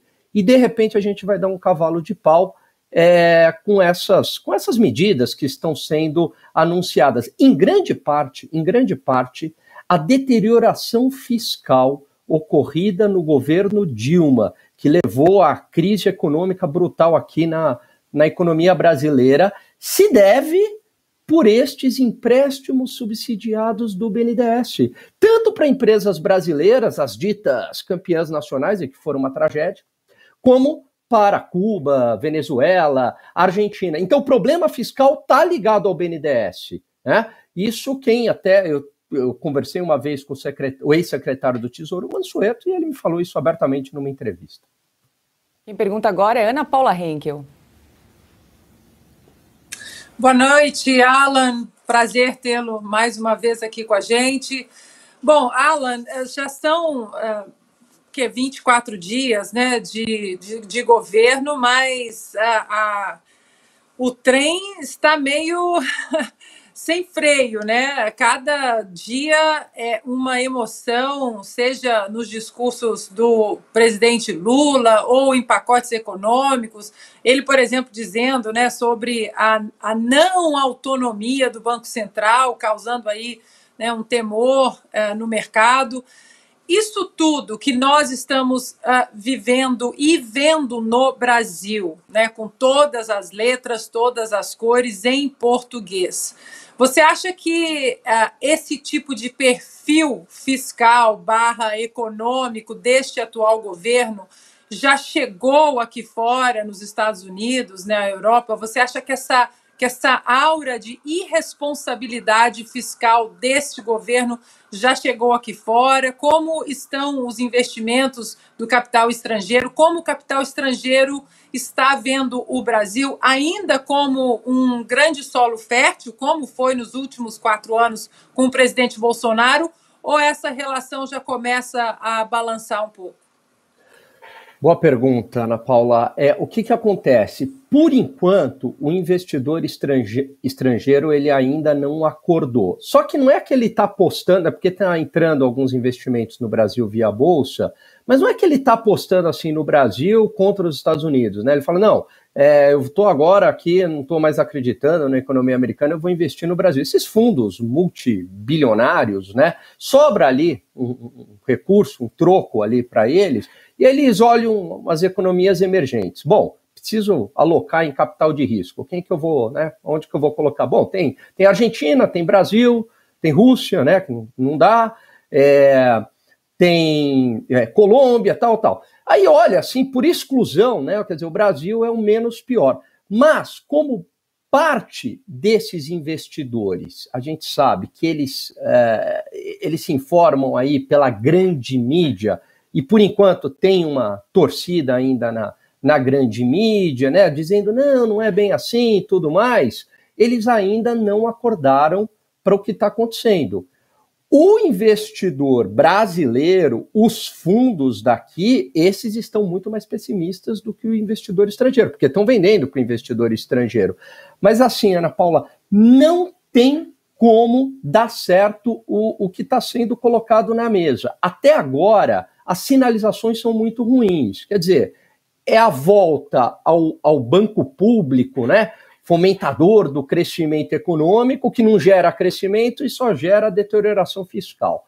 Depois, o Lula falando em revisar a meta de inflação. Quer dizer, está falando, vem cá, vamos aceitar uma inflação maior, vamos tolerar uma inflação maior. Depois, sinalização de acabar com a independência do Banco Central. Depois, moeda única. Exatamente o governo Dilma.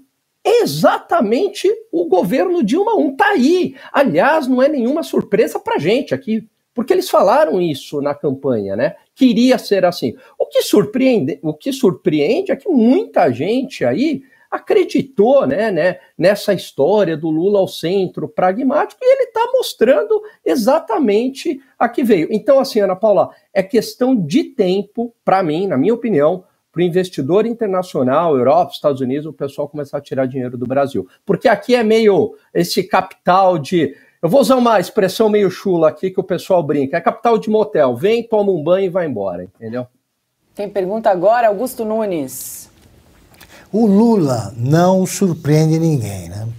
Agora, o que é que você tem achado do desempenho do ministro Fernando Haddad? O que ele fez nesse mês de governo?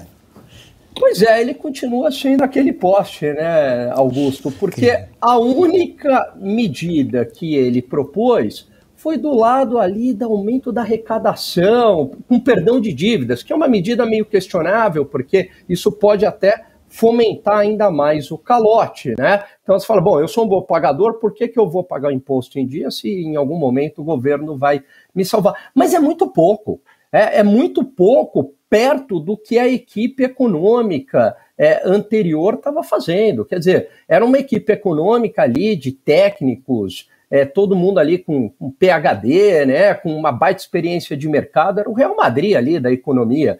E, de repente, entra um time de segunda divisão. Quer dizer, não tem, só tem, por enquanto, é muita espuma, é muito discurso. Ah, não, a gente entende que o fiscal é importante, mas, né, aí o que tem de concreto? Ah, mas vamos financiar a Argentina aqui, construção de gasoduto via BNDES, mas estamos pensando em mudar a meta de inflação, mas o Banco Central também tem que pensar nos pobres. Então, assim, né, quer dizer, o governo, né, tem dado sinalizações muito ruins.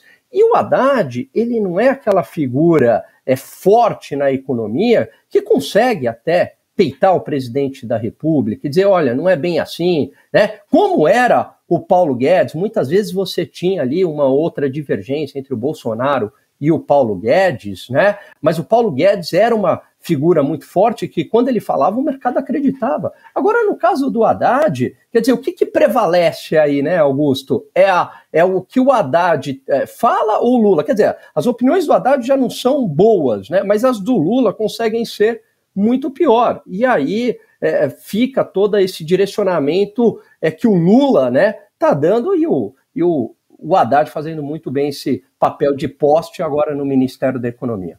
Nós estamos conversando com o economista Alan Gani. Quem pergunta agora é Silvio Navarro.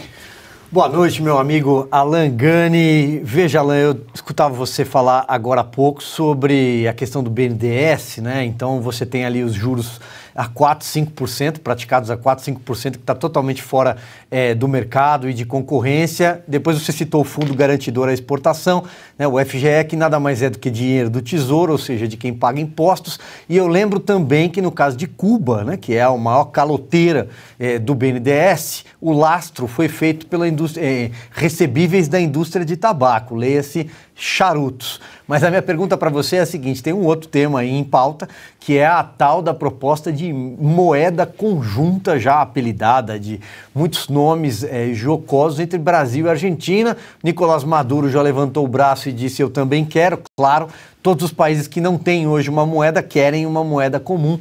Na verdade, eles querem o dinheiro do brasileiro. Mas é execuível? Tem algum respaldo em realidade essa ideia?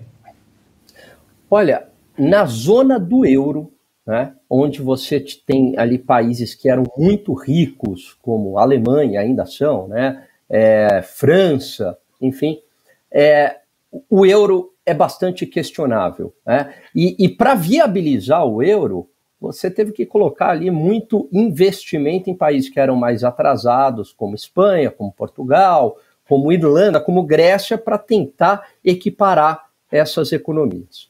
E hoje a gente sabe quais são as implicações e os problemas na zona do euro, né? A gente está falando aí de países que têm muito dinheiro. No Brasil, não tem a menor condição de isso, quer dizer, no continente da América do Sul aqui, não tem a menor condição disso dar certo, né? Por quê? Porque, primeiro, são economias mais pobres, né? A economia mais rica é a do Brasil. Os outros países estão em frangalhos, né? Se pegar uma Argentina, se pegar uma Venezuela, e um outro ponto, né? Como é que eu vou agora equiparar essas economias para criar esta moeda única? Aí depois o pessoal falou, não, mas não é bem assim, é só uma moeda para transação econômica, para não ficar tão dependente do dólar. Perceberam a burrada que falaram, né? Pegou muito mal, mas mesmo assim seria inviável. Quer dizer, nem a China conseguiu não ter essa dependência do dólar. Não vai ser o Brasil, com acordo com a Argentina, que vai ficar menos dependente do dólar.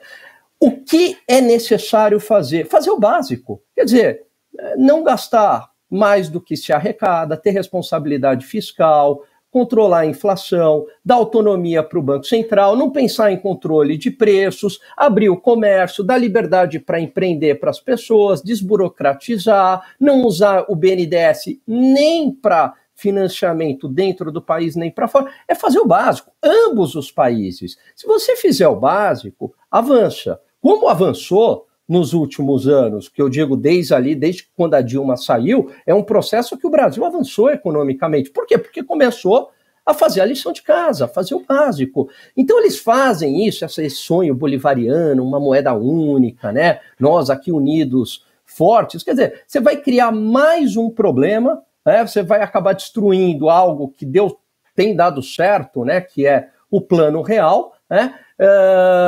E vai gerar, não vai resolver o problema da Argentina, que tem uma baita de uma inflação, e acaba ainda gerando um problema de uma possível hiperinflação aqui no Brasil, né? Nós conversamos com o economista Alan Gani. Alan, muito obrigada mais uma vez pela sua participação aqui no programa, sempre muito claro, muito objetivo, e até uma próxima. Eu que agradeço aí, é um grande prazer falar com vocês, meus amigos. Agora, 19h06, estamos ao vivo na plataforma Rumble. Vamos ver aqui, mais de 45 mil pessoas estão nos acompanhando ao vivo. Convido você a se inscrever no canal, deixar o seu like, o seu comentário e também responder a nossa enquete que está lá no site da revistaoeste.com e também no Twitter oficial da Revista Oeste. A pergunta é... Lula disse que pretende resgatar Dilma Rousseff, nomeando a ex-presidente para um cargo à altura da companheira. Qual desses 3 cargos ela merece? Então corre lá no site da Revista Oeste ou no Twitter oficial para poder responder a nossa enquete. A gente vai dar o resultado amanhã, ao final aqui do programa Oeste Sem Filtro. E Luiz Marinho, ministro do Trabalho, disse ontem em entrevista à Globo News que a proposta de isenção do imposto de renda para quem ganha até R$5.000 será gradual. Abre aspas, nós vamos cumprir essa promessa se a economia der garantias de cumprimento dela. Ninguém vai fazer uma promessa e cumprir irresponsavelmente, fecha aspas, disse Luiz Marinho. Atualmente, a faixa de isenção do IR está em R$1.903. A proposta do atual governo pode causar um rombo de até 173 bilhões de reais por ano aos cofres públicos ou 16 bilhões por ano em caso de uma alteração gradual. A correção da tabela do imposto de renda pode ser feita por medida provisória, mas precisaria de aprovação do Congresso. Para compensar as perdas com a isenção do IR para quem ganha até R$5.000, Lula propôs taxar dividendos, que são o pagamento de parte do lucro distribuído aos sócios das empresas. Ana, não existe almoço grátis, né? Para enxugar imposto é preciso compensar de alguma outra forma. Tá lá, isso aí. Tá lá, é isso aí. E aí, Silvio, a isenção de IR até 5.000 foi promessa de campanha de Lula, né? Agora a conta, ele precisa fazer a conta fechar, né? A gente precisa escrever uma listinha das promessas de campanha que não serão cumpridas até o final desse mandato. Bom, vamos lá. Das promessas que não serão cumpridas, serão muitas. Agora, as ameaças de campanha já começaram a ser cumpridas, a começar pelo BNDES, que a gente falou bastante aqui ao longo do programa. Bom, não tem almoço grátis, é claro, mas quero chamar a atenção para 2 pontos. Primeiro, a cifra. Você falou 170 bilhões de reais ou algo assim, né? O que são 170 bilhões de reais para quem já bateu a porta do Congresso Nacional antes de tomar posse, pedindo justamente uma cifra parecida, um cheque em branco para gastar. Então começa por aí, a forma como eles tratam os bilhões de reais. Em relação ao imposto de renda, está na cara, Paula, que esse governo não vai conseguir cumprir as promessas e, pelo contrário, no final das contas, eles vão tentar buscar esse dinheiro aonde? Taxando as tais das grandes fortunas, taxando o pagador de impostos, taxando empresários. É ali que eles vão buscar o dinheiro para depois sair distribuindo em cartões de benefícios. Então, assim, não tem nem como a gente entrar no aspecto técnico de uma proposta que não é execuível, que não vai para frente e que não passa de bravata desse governo. E aí, Augusto? A conta vai ter que fechar de algum jeito? É inacreditável o seguinte, inacreditável, nada é inacreditável no Brasil do Lula. Sem saber como é que estavam as coisas, ele já foi pedindo dinheiro. Aí, preciso de tanto, estourar o teto de gasto e tal, já negociou tudo. No meio da negociação, ele já embutiu ali tornou oficial o que ele chamava de orçamento secreto. Eu me lembro do cinismo. Agora não é mais. Agora não é mais. Eu me lembro do cinismo do Haddad nos debates com o governador Tarcísio de Freitas, aqui de São Paulo. Você vai trazer para São Paulo o orçamento secreto. O orçamento secreto foi lá, o ministro da Fazenda negociou, e isso aí puseram orçamento secreto. Agora, ele está descobrindo que não tem dinheiro para cumprir essa promessa de campanha. Ele fala sempre, o Lula, de modo irresponsável, e ele que disse que já estava sendo obrigado a governar antes de assumir, não tinha a menor ideia do que ia encontrar.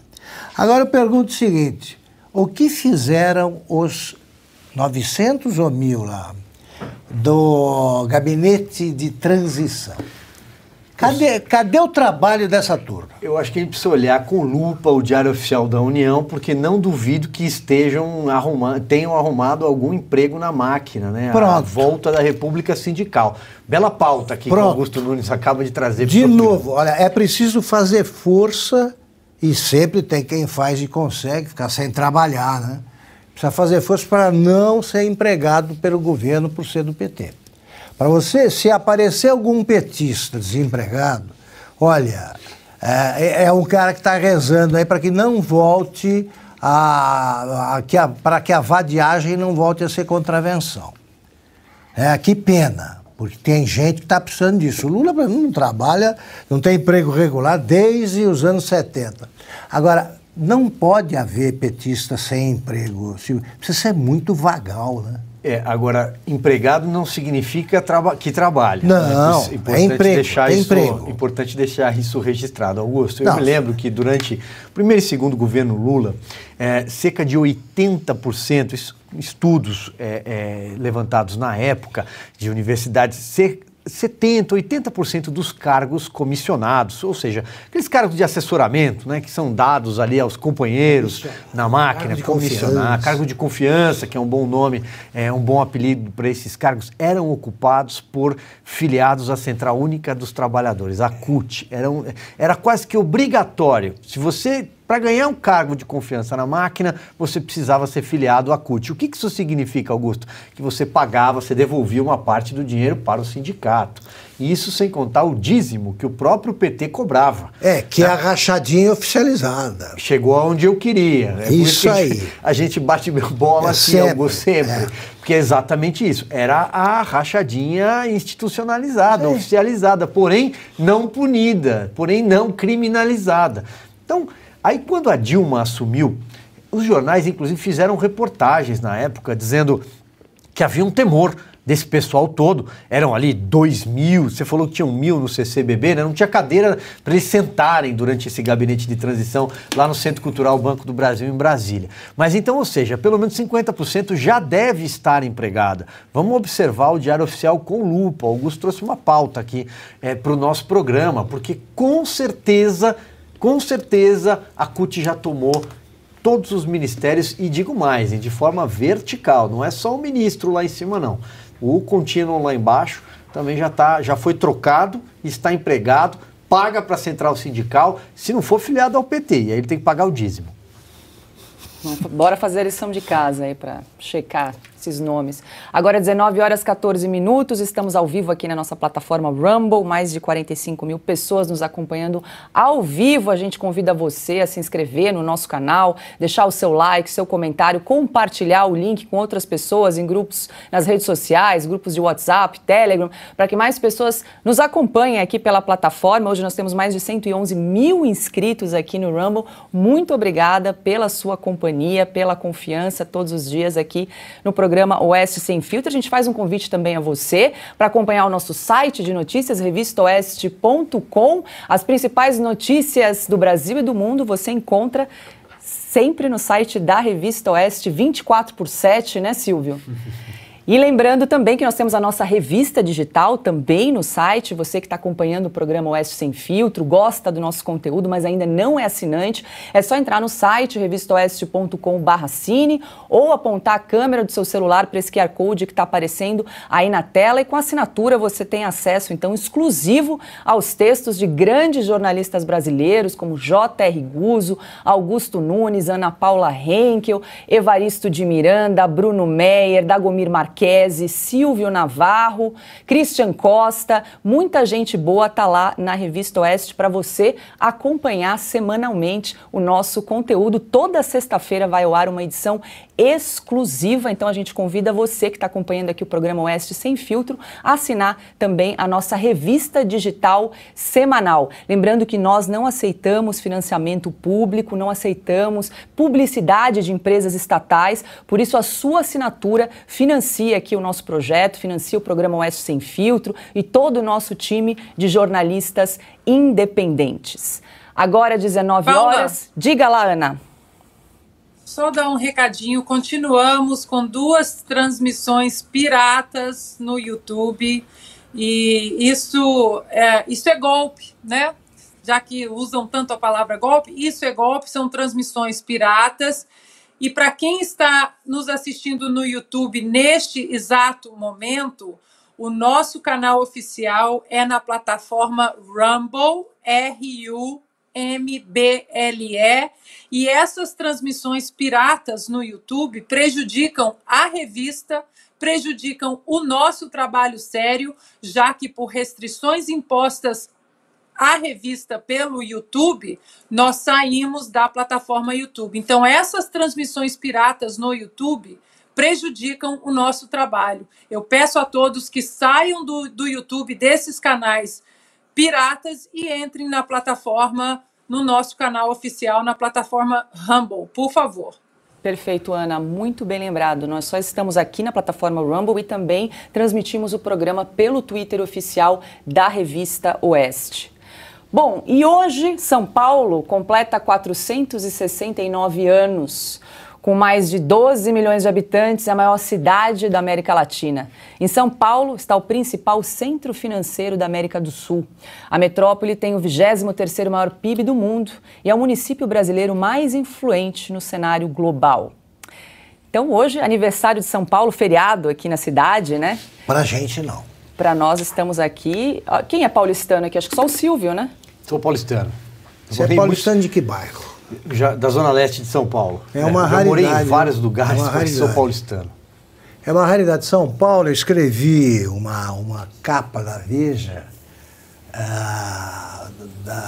da Veja, há mais ou menos 5, 6 anos. Eu fiquei impressionadíssimo, porque eu procurei seguir o modelo do Gay Talese com Nova York e ver o que a cidade tinha, né? Uma das coisas que me chamaram a atenção, né? A gente já sabia que São Paulo era a segunda cidade brasileira, a segunda cidade de cada estado, né? Sem contar a capital. Por exemplo, só há mais pernambucanos no Recife do que em São Paulo. É a maior colônia. Baianos eram 900 mil baianos. Portanto, só em Salvador você encontra mais. Todos os estados apareciam da mesma forma. Então, São Paulo é um mosaico, né, do Brasil. Eu poderia ter nascido em Minas, minha cidade é perto, né? Paula veio de fora. E aí é o seguinte, sabe que São Paulo tem muito mais nacionalidade, é representada. As nacionalidades representadas em São Paulo superam a ONU, porque tem gente com passaporte soviético, por exemplo. Aí eu descobri a coisa assim, Taiwan, tinha 2 representantes de Taiwan. Então, um já era metade da colônia, e tinha do mundo inteiro. E aí isso se reflete no quê? A cultura, comida, você tem todo tipo de comida do mundo você encontra em São Paulo, todo tipo. Que é o que sabe disso o nosso André Matarazzo, que a gente quer entrevistar. A gente diz, restaurante romeno, tal lugar. Tal. Uma cidade assim não merecia ser tão maltratada pela prefeitura, né? Não merecia. São Paulo é uma cidade que era amada, é amada pela população, ouso dizer, mais do que o Rio. Agora, o carioca se queixa do Rio. São Paulo quer ver São Paulo melhor. E o prefeito aqui é um desastre. Quando eu ficava entre o Rio e São Paulo, no começo, os caras falavam, o que você vai fazer em São Paulo, os cariocas? Depois era o contrário, o que você vem fazer no Rio? Pela violência. A violência aqui em São Paulo, que está sendo finalmente combatida com uma obviedade, que é o policiamento preventivo, meu Deus, não existe mais policiamento preventivo, voltou agora. No Rio não tem. Então essas cidades precisam de algum governante mais sensível, né? Olha, Augusto, eu sempre pego táxi aqui, Uber, e sempre pergunto o nome do prefeito de São Paulo, né, desde que assumiu. E é incrível como ninguém sabe responder o nome do prefeito da maior cidade do Brasil, Ricardo Nunes. Pois é, e para mim é desventura, outro Nunes, né? Tem o do Supremo, lá não tem nenhum parentesco, não. Não tem nada a ver. Bem registrado. Agora, veja, São Paulo é uma delícia, é uma metrópole que aqui tem bairro alemão, aqui tem bairro italiano, aqui tem bairro japonês, aqui tem diversidade cultural, restaurantes de todos os estados do Brasil. Agora, o Augusto toca num ponto essencial. São Paulo está muito mal cuidado, seja do ponto de vista de zeladoria pública. A cidade está muito feia, a cidade está muito desleixada, seja do ponto de vista de segurança pública. São Paulo foi abandonada no aspecto da segurança nos últimos tempos, recorde de sequestros, não só na capital, mas também na região metropolitana, sequestros relâmpago e sequestros à moda antiga, do cativeiro, eles estão de volta, coisa que a gente não via desde a virada do milênio, né? São Paulo tem o golpe do Pix, São Paulo tem um número de furtos muito grande de celulares, especialmente aqui nessa região onde está a sede da Revista Oeste, na Avenida Paulista. Então, é hora dos nossos políticos acordarem, porque tem eleição no ano que vem para as capitais, para todos os municípios do país, na verdade. Mas São Paulo é um país a ponto de, em ano de eleição municipal, é a eleição para a cidade de São Paulo que importa. É claro que o Rio de Janeiro importa, Belo Horizonte importa, Porto Alegre importa, mas São Paulo é um caminhão, é o centro econômico do país. São Paulo é o motor da nossa economia, né, do nosso centro financeiro. Então, é hora dos políticos acordarem. E a gente não precisa ir muito no tempo, não. Mas se a gente voltar 10 anos, por exemplo, a gente se lembra que nas disputas municipais todo mundo sabia já de antemão quem seriam os candidatos na eleição do ano seguinte. Partidos grandes tinham nomes fortes para disputar as eleições, agora não tem. Nem da direita, nem da esquerda e nem do centro. Temos um prefeito que herdou a máquina municipal do Bruno Covas, morreu de câncer recentemente, logo depois de ser reeleito, e o próprio Bruno Covas também tinha herdado a máquina municipal do João Dória, que largou a cidade para ser candidato a governador e venceu. Então, ou seja, São Paulo vem passando de mão em mão por prefeitos que, tirando o Bruno Covas, que enfrentou o Boulos, mas que acabam ganhando, né, herança a cadeira de prefeito de São Paulo. Está na hora de São Paulo, do eleitor aqui, pensar, não, queremos eleger um prefeito que nos represente, né, um prefeito que cuide da cidade, que não faça da cadeira de prefeito um trampolim para disputar eleição para governador daqui a 4 anos. Quem são os candidatos a prefeito de São Paulo? E outro, o próprio prefeito atual, Ricardo Nunes, que a Paula bem lembrou, muitos paulistanos não sabem o nome, Está na hora dele se apresentar, prestar contas à sociedade, dizer o que ele está fazendo, quais são os projetos em andamento, os números. A gente não vê, né? É alguém que passa desapercebido, o tempo vai passando e ano que vem tem eleição, a eleição está aí. O que vai ser? O que São Paulo vai permitir? Que o Guilherme Boulos administre a cidade, invada a cidade? E como lembrou Paulo, o dinheiro que São Paulo tem, né, Silvio? É o 5º orçamento aí do país. Exatamente. Bom, eu sou catarinense, mas adotei a cidade aí de coração, então parabéns aos paulistanos. Essa cidade que abraça diferentes nacionalidades, pessoas que vêm de diferentes partes do Brasil. Hoje eu estava vindo para a redação e passei pela Paulista. A Avenida Paulista hoje ficou fechada o dia todo, aberta aí aos turistas, pedestres, aos moradores da cidade, então a cidade se abrindo aí, né, mais convidativa aos paulistanos. Ana, quer comentar esse aniversário de São Paulo, 469 anos da Terra da Garoa? Bom, eu, na minha vida, na minha carreira de atleta profissional, eu morei em São Paulo há alguns anos e eu morei em São Paulo quando não tinha aplicativo de Waze, Google Maps, então eu tinha no meu carro um livro que era assim, para você saber onde você estava, as ruas, e aí pulava da página 120, você tinha que ir para 345, e eu me perdia em São Paulo, morei depois, acho que quase 10 anos entre idas e vindas em São Paulo, e depois já andando e dirigindo por São Paulo de uma maneira mais confortável. Então, eu tenho um carinho por São Paulo. E sobre o cenário político, o Augusto e o Silvio já falaram, mas a minha última relação afetiva com São Paulo, eu até comentei isso particularmente com o Augusto, ela se deu no último 7 de setembro, bom, eu diria até nos 2 últimos 7 de setembro de 2022 e de 2021. Eu estava no Brasil, estava em São Paulo, fui até a Paulista e eu fiquei impressionada com o carinho das pessoas. As pessoas, assim, na minha vida de atleta, as pessoas vinham, pediam autógrafo para tirar uma foto, mostrar a medalha. Era uma coisa, assim, até um pouco distante, né? Uma admiração, que estou muito grata até hoje, mas uma admiração, assim, meio que aquela coisa romântica, os atletas olímpicos no Olimpo, então vem, tira uma foto, fala do nosso trabalho.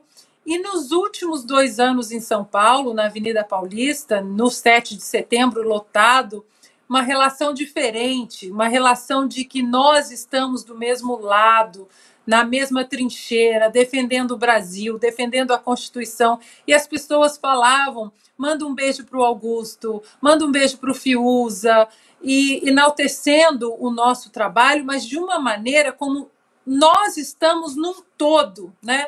Uma relação bem diferente de quando eu era atleta. E no último 7 de setembro, eu, na Paulista, fiquei muito emocionada.